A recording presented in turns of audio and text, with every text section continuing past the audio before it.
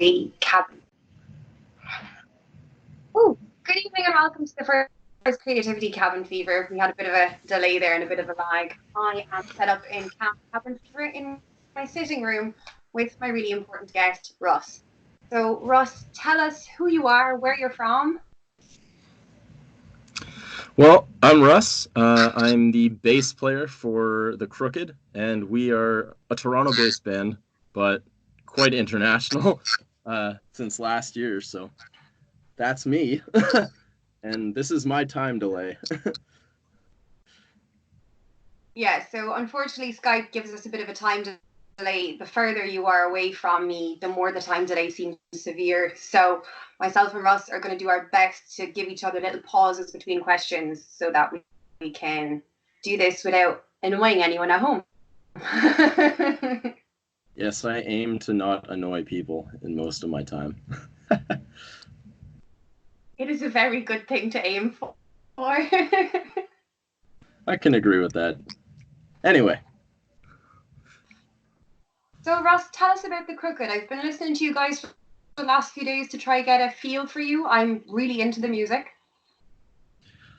Well, we kind of started as not quite a dare, but I guess kind of our singer JC was kind of in between projects, I guess, and he kept kind of complaining to a few people around, and they kept telling him, "Oh, you should start a band. You should start a band." And eventually, our drummer Anthony Dell, he was like, "Dude, just start a band." Like he was like, "Just do it." He was a promoter. He's like, "I'll book you. It's all good," you know. And JC's like, "All right, but you got to play drums for me." And then I came about because JC's roommate was dating the singer of a band who I got the drummer hired for. That's a mouthful. So obviously she told them about me. They got in contact. We jammed. The funny story about that is I had actually sawed through my index finger on my picking hand the week before. So I auditioned basically bleeding all over my bass. And yeah, that was good. That was good. It was a good in. It was like, "Hey guys, I'm here." And Nilesh, we actually picked him up off a Craigslist ad. He was living in Berlin at the time, and he said, "I'm coming to Toronto. I want to join a Canadian band and see what happens." And we were like, "We'll take him." So yeah, that's how we. Yeah, that's how we came together. That's a cool story. I suppose you're not really a good bassist unless you have your fingers bleeding out at one point or another in your career. So, well, I mean, it's preferable to have them bleeding because you were playing, not because you were working and not paying attention. And I was working as a butcher at the time, mind you, so I should have been paying better attention. I'm a fishmonger by day, so similar story. Yeah, that's actually that's a risky job, peeling the scales off and anyway. But yeah, I'm getting too into it. So, what's the Canadian music scene like, Russ, when you're not in quarantine, of course? Yeah, certainly the quarantine definitely makes a difference. But I mean, in Toronto, it's pretty good. I personally have kind of always lived in the suburbs, and I've only moved to the city in the last couple of years. So my kind of scale of judging is a little skewed. There's a lot more people here. The shows are a lot more well attended simply because of volume. Maybe not even so much because a band or any bands playing any night are any particularly good. That is not to say that we don't have good music out here, but there's a lot. I think that's everywhere in the world. There's a lot, and you have so many to pick and choose from, and sometimes you're going out just with background noise. It's whatever. You're there with your friends. So attendance in the big city is a lot different than attendance outside of the big city, I would think. But I mean, we do well here. It's a good time. We have a lot of friends, and it's good enough that we felt it was worth it to explore beyond the boundaries of the country. Yeah, Is that a mouthful too? Hey, it's an interview. There's meant to be many a mouthful. That's fair enough. I'll take it. So you just released a new song, eisbaer, and it's very, very different to the rest of your works. So talk to me about that. So, because Nilesh spent a lot of time, our lead guitarist, sorry, Nilesh, he spent a lot of time living in Germany, about 4 years. He worked, I believe, as an editor for a German auto magazine. So obviously his language skills, they're pretty high up. So he's learned German fluently. And he found this song. It's a cult classic from a Swiss band called Grauzone. And they just love it in Germany. It's ridiculous. Like, I don't understand. But it's one of those cult things, right? So we took it, and it's quite new wave, quite like kind of like lo-fi electronic rock. And we took it and we're like, okay, no, we're gonna do it with only guitars. So we made this awesome, like, just synchronized malfunction of a song, and it's actually like the themes of the song itself are actually quite pertinent to today. And we made a video to go along with it that kind of accentuated and illustrated those sorts of imageries that you see and the soundscapes that you hear in that song more visually for people to kind of latch on to the ideology behind it a bit better. But yeah, sorry. That's great. The first time I heard this song, I was like, "Ooh, what is this?" And the second time I heard this song, I was like, "Oh, I want more of this song." And the third, fourth, fifth, sixth, it just kept going. So it's definitely a grower, and it's definitely a banger, but it's very different to the rest of your work, which I find brilliant. I like when bands reinvent themselves. I also really like that Swiss connection there. So what's your own personal Swiss connection? Because obviously I grew up in Switzerland and you are. Well, I was actually born in Switzerland as well. I was born in Basel in the north of the country. Both my parents are Canadian. They were doing their postgraduate studies there, I'm pretty sure, and working for some biotech companies. And yeah, they decided that they were going to pop out a couple kids while they were over there. And I was number one. My sister was number two. And then we came back to Vancouver. Amazing. It wasn't bad. Switzerland is the best country in the world as far as I'm concerned. Like, I would go back and live there in the morning if I could, but I don't have citizenship, so.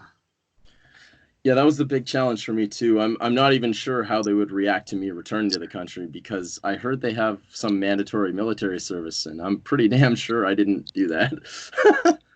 So No, you can go back, but because you were born there and didn't have parents that were Swiss or grandparents that were Swiss, that means you'd have to apply for citizenship separately. So you're not automatically Swiss from being born there. You have to apply separately. this is good to know, because I've been telling people in my younger life a lot, especially, that I am like Swiss. And I try to say Swiss born now, because let's face it, I can't speak German, I can't speak Italian, none of the languages except for French and English. So So you French as well, yeah? well, in our school systems growing up in Canada, we have the option of being immersed in the French language from a young age, and my parents chose that option for me. So I learned how to speak, not really Quebec French, but it's based on like an amalgamation of all of them for the school system's sake, and for us who want to work internationally. Like, French people sometimes don't understand Quebec French as well as they like. It's a bit of a difference. It's like a dialect, right? So It is. It's a dialect. I understand it. I speak French, German, Italian, a bit of Japanese and English. So I very love cool. languages. Yeah. That's why I Okay, like fair enough. people who can speak languages. I always find just really interesting, Yeah, definitely. Languages are the whole other level of being able to speak more than one language is a whole other level of like crazy, because you can communicate with an entirely different group of people in a whole different part of the world. Like, I would love to learn Spanish personally. but or Hindi. And you have all this extra time now, Russ. Oh, but I can play video games. Yeah. Yes, you could. In English. In English. So, what's quarantine like in Canada? It's strict. It's not as dire a situation as a lot of the other world, but it has the potential to be. Luckily, Canadian population is really spread out. We have a lot of space, and I mean, like, our entire population is crammed into the bottom 10% of our country, right? So, it's hard for diseases to spread on the scale that they can in Italy or in the U.S. even, because the U.S. population density is like 10 times ours. So it's kind of like one of those lucky things for us. Like, thank God my neighbor's like, down the street in Petawawa, right? I exaggerate. Like, it's not that spaced out here, but it's still pretty spaced out. Yeah, and we have a lot of like the legislation in place now that's kind of helping to prevent people from spreading it. So I say easier time than most. Okay. Yeah, we're kind of self-quarantining here in Ireland, so it's a choice. The government has stepped in to a point, but there's no army in the streets or anything like that, not like France or Italy. So it's kind of similar enough. Yeah, I totally get that. I mean, we get these sort of alerts on our mobile phones and stuff when the government or at any level, provincial or federal, is sending out an alert. I actually got two this afternoon. Both of them were like, stay inside, and you don't need to go out for anything except groceries and things. But of course they're official government transit, like, so I'm looking at it like, oh man, I gotta stay indoors. But yeah, it's mostly self-isolation here for sure. I think everyone's smart enough to sort of pull that together, hopefully. Fingers crossed. Yeah, everything crossed. So you guys are in the middle of a tour, and obviously that's been cut kind of short. Well, we were scheduled to start it at the middle of April, and it's just we don't know what's going to happen with the flights. We don't know what's going to happen with the venues. A lot of them are staying closed through May, and it's obviously not a situation that was getting better. So we just postponed indefinitely, but as soon as possible kind of deal. We don't want to be inactive for too long, but we also don't want to be contributing to a global pandemic. And as funny as it sounds, like, people will come out to our shows regardless of who we are, just because that's what it's like in Germany, especially in Berlin. And it's just not smart, even after sanctions are lifted, to just jump right back into that. Yeah, no, we have to take responsibility for what's going on in the world, and we have to kind of be a bit conscious. So I would agree with that. Yeah. Definitely. I think that that's something that, as a band, you have a platform to say that. However low your platform may be, you still have that responsibility to your fan base, to your friends, to anyone who might come into contact with them. Like, that's sort of just a no-brainer, I guess. Yeah, it is. Are you guys considering maybe doing live streams of a gig instead of maybe going to a venue, using technology to your advantage, or? Well, at the moment, we're using technology to our advantage the best we can, just because we work remotely at the moment. Our guitarist lives in Berlin. He was living here for a while, but had to move back for reasons. But unfortunately, it's tough for us to do that. Not only are some of us not equipped to set up and just do that at any time, it's just we're all too far away, and you see the time delay that we're having. Now imagine that at a band practice at the guys in Germany instead of Ireland.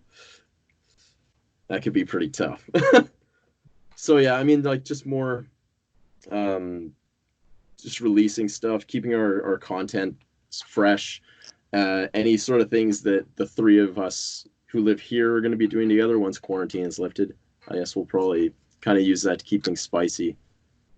New releases. We have some stuff in the back pocket, but those are for another day. Okay. Well, that's good to hear that you do have backup plans to the backup plans, because that's important. Now, you Definitely. were talking about coming to Ireland soon. Tell us about that.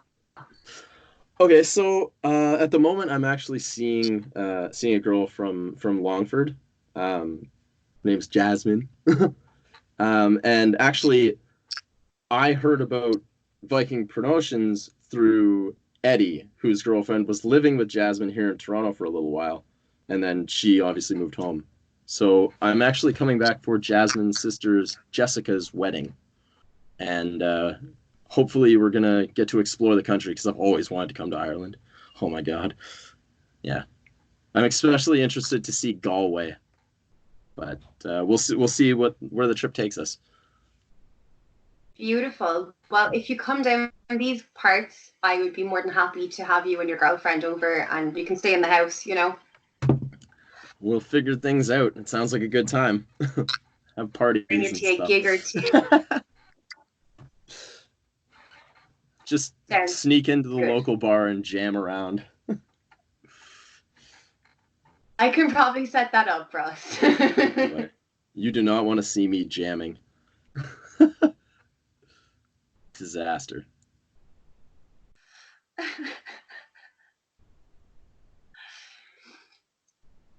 Ireland is really nice. I've always wanted to go to Canada. I haven't yet, but it is definitely on my list. I'd like to go to Vancouver. That's always been in the back of my head. So Vancouver is a beautiful city. It's a long, long way from where I am, but it's actually double the distance, I'm pretty sure. I think it's about a 5 or 6 hour flight from here to Ireland, and from here to Vancouver is about 4 or 5. It's a big country. yeah, we're a small country, but we're a nice country. Like everything's just very tiny compared to Canada, which is like massive. I'm kind of looking forward to it though, because it means I'll be able to see more of the country when I visit, and that's kind of like that's what I want to do. Because there's so many legendary Well, I say legendary; they're probably not legendary to you, but where I'm from, it's like, oh, I've always wanted to go to, I don't know, Cork. What an interesting name, right?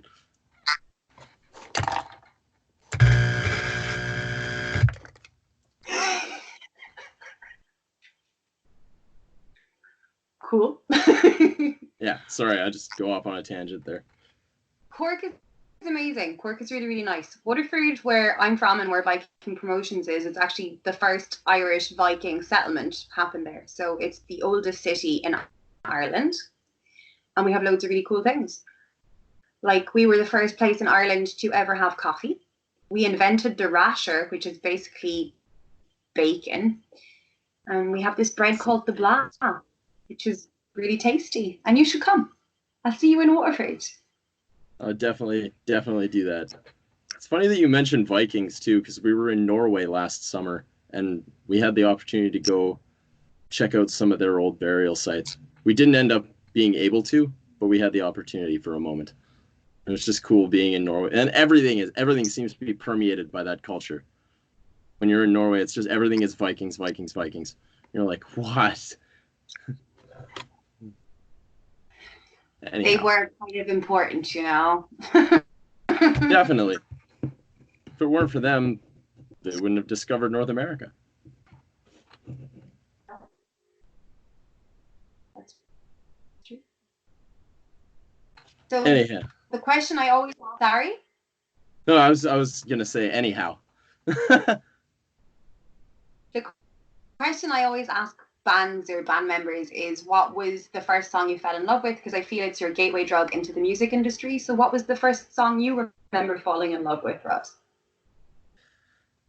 I remember I was 8 years old in my parents' living room, and my best friend Brendan came over, and he put on AC/DC's Back in Black album. And when I heard the song Back in Black, I was like, this is the shit right here. Like, this is what I want to play. This is the kind of music I'm going to play. And it's funny, he Took that actually up. also, yeah, exactly. And it's funny, he actually got me into the bass as well. So that's, So was he a bass player first, and then you wanted to play bass too, or?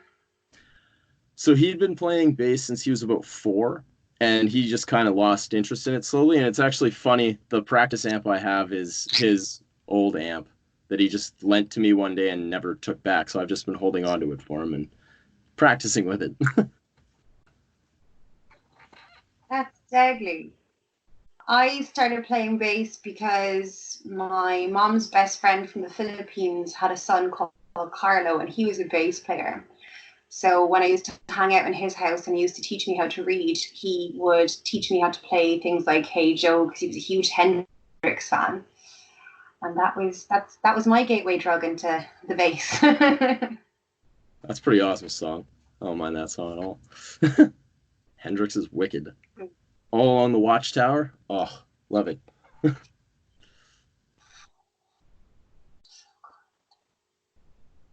What's your favorite song at the moment? So what's a song you can't get enough of at the moment? I'd have to go with Calm Like a Bomb by Rage Against the Machine. And if any of my buddies that I play games with see this, they're going to hate on me. But I don't care, guys. What kind of games do you play? Mostly first-person shooters, some like strategy games, some survival games. It's mostly just now I'm killing time because of quarantine. It's like the best thing to do. Really, I get to lock in, hang out with all my friends, hang out, and then yeah, kill, get two birds stoned at once, as Ricky likes to say.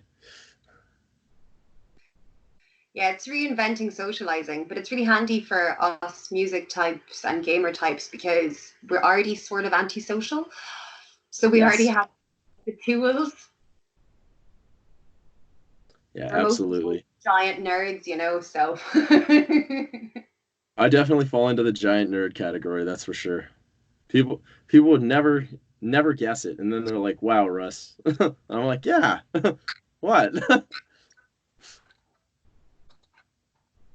yeah, same here. Super giant nerd. Like these are actually Star Wars fairy lights. This is a Star Wars tattoo. So yeah, I'm on that level. Don't worry. I'm Cool. there. What's your like your big like nerdism? Like if you had to pick one thing that above all anything else makes you like That's hard because I love graphic novels. So my favorite graphic novel series at the moment would be Saga, but before that I was completely addicted to Why the Last Man. mhm. But I love TV shows as well. So things like Hannibal, Veronica Mars, Buffy the Vampire Slayer, massive, massive, Veronica massive. Veronica Mars. I haven't heard Veronica Mars' name in ages. I think There's that if actually a really sorry. no, you go ahead. There's actually a TV show I used to watch in the 80s. South. I don't know if you know it, but it was about a Canadian Mountie policeman that went to live in New York. I believe I know it. Yeah, And that's one of the things that made me really love Canada. that's so funny. Just, I forget. I think the movie it's called Fubar. If you haven't seen Fubar, Fubar is pretty amazing. I would definitely check that out if you like those kinds of Yeah. movies. Yeah. If you were to pick a band that isn't your own band from Canada right now, who would you recommend I listen to? Or anyone here listening into the Oh God, this is a loaded question. So, Give me a few. I mean, I'll always give Sumo Psycho a shout out. They're like one of the most amazing independent bands, and they just signed with, I think, Napalm Death or Roadrunner or something like that. But we actually sold out Lee's Palace with them in Toronto, or they sold it out, and we were just like there. One of the two, whichever way you want to look at it. Um, they're just an amazing band. It's just this huge fusion of crazy styles and like dance hall with metal and like just like one of the most amazing bass players I've ever met too. I'll give Oscar a shout out for sure. That guy's crazy. Um, but if I was gonna choose a local act, oh boy, there's so many to choose from. It's a tough one. Like it's so hard. Um, I don't think I could choose one. Okay. I'll just go with one that's not from around Toronto. I'll say Double Experience from Ottawa, and I'll go with Black Collar Union from Hamilton. And then I'll leave it at that because I don't want to throw any of my Toronto peers above the others. Cool. Irish bands you should check out: Thumper, Monkey, New Secret Weapon. Loads of bands. There's actually so much music in Ireland right now. Vernon Jane, I was at one of their gigs recently, amazing. The last band I interviewed before you, By Curious, a two-piece, just out of this world. So definitely give them a check. And if you're ever coming to Ireland, maybe try and do something with someone like that. Yeah, definitely. We're always looking for new people to be friends with and do shows with. So always take notes. Okay, well, this has been a great chat. Thank you so much for talking to us in the creative cabin fever. It's just like camping back on Hoth. I know, yeah. What's she at in a tent in her sitting room? I just let it go. You know what? I've got kind of my own weird tent set up over here, so yeah, I'll let it go. It's off camera. It's off camera. Okay. I'll ask about it after I finish filming. So I'm just going to stop the record button now, Russ. Thank you so much. And thank you for having me. Cheers.